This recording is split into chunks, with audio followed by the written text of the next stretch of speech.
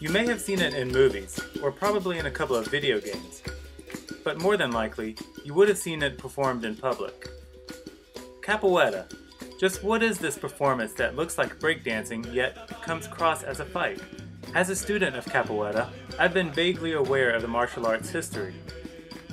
Tracing back to the Atlantic slave trades, the origin of Capoeira becomes fuzzy with myth and fact alike.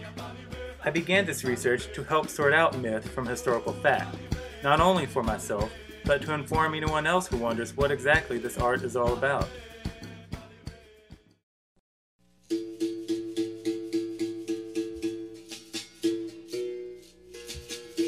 Capoeira came to the Americas, as I was saying, through the Atlantic slave trade.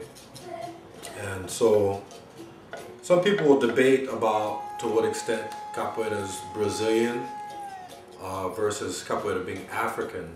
And many people will say that you won't find Capoeira in the form that it is in Brazil. You won't find that in Africa.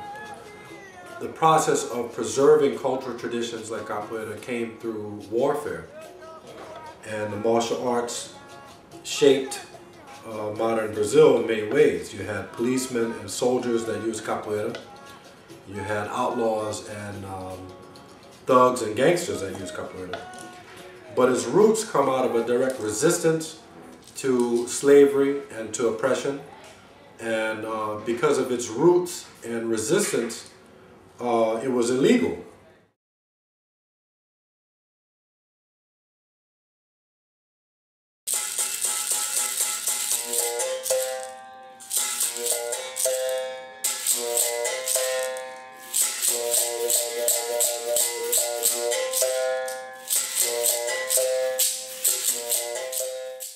Well, the beating bow is the principal instrument of Capoeira. Capoeira evolved out of resistance and was illegal, so the energy and aesthetic of it was often disguised as a dance.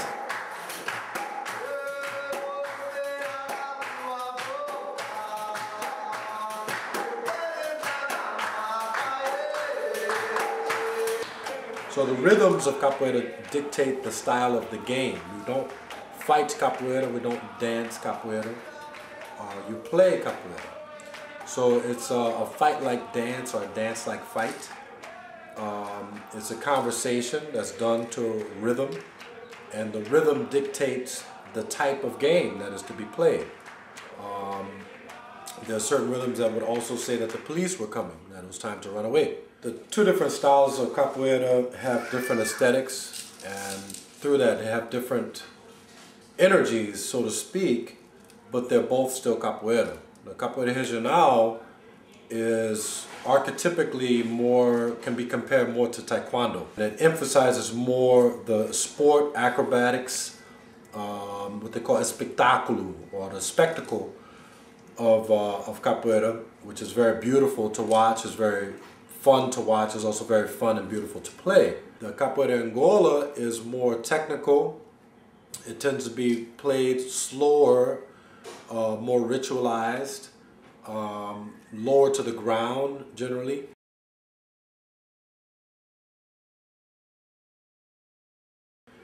So when Capoeira became legalized and as Capoeira has grown in popularity, yes, of course, martial arts of any form are good for physical fitness, for mental, spiritual, and physical well-being and health.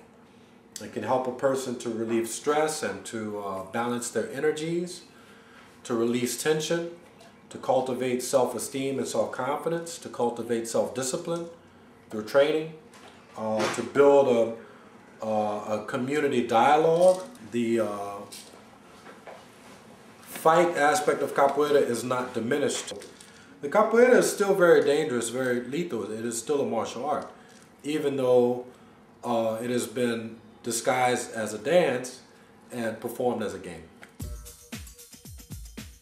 I actually did my graduate thesis at the University of Chicago on the subject of urban maroons and the notion of, in Capoeira, much like the Mardi Gras Indians or like Rastas, for example, here's a movement that's become popular culture but is rooted in African resistance to slavery and oppression.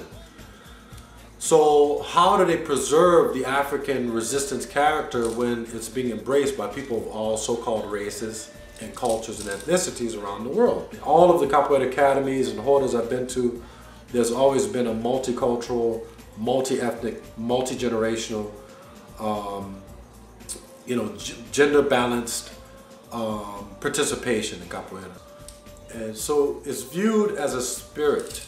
And the spirit of Capoeira is all over the world. The spirit of Capoeira can be in any person.